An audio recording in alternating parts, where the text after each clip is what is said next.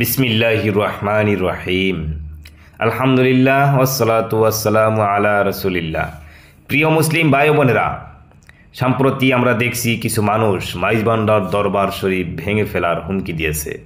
এই ধরনের হুমকি শুধু দরবার নয়, বরং ইসলামী আধ্যাত্মিকতার বিরুদ্ধেও এক ধরনের ষড়যন্ত্র। মাইজবান্ডার দরবার শত শত বছর ধরে আল্লাহওয়ালাদের আধ্যাত্মিক কেন্দ্র। এখানে মানুষ আল্লাহর জিকির শিখে রাসূল সাল্লাল্লাহু আলাইহি ওয়াসাল্লাম এর প্রেমে উজাড় হয়ে এবং অসংখ্য মানুষ পাপ থেকে ফিরে আসে।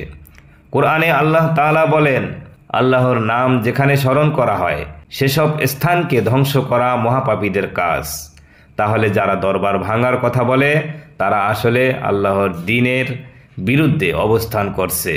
আমরা স্পষ্ট করে বলতে চাই, মাইজবান্ডার দরবার আল্লাহর ওলিদের দরবার। এই দরবারকে ভাঙার হুমকি আসলে ইসলাম ও মানবতার বিরুদ্ধে হুমকি হয়।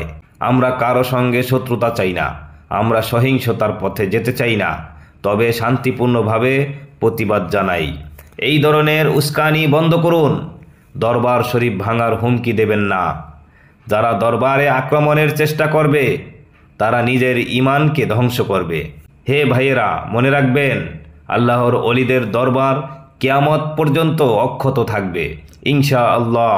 যত হুমকি আসুক, সত্য ও আধ্যাত্মিক শক্তির জোরে দরবার অটল থাকবে।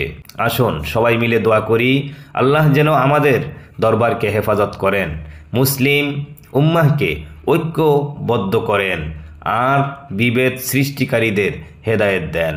আসসালামু আলাইকুম ওয়া রাহমাতুল্লাহি ওয়া বারাকাতুহু।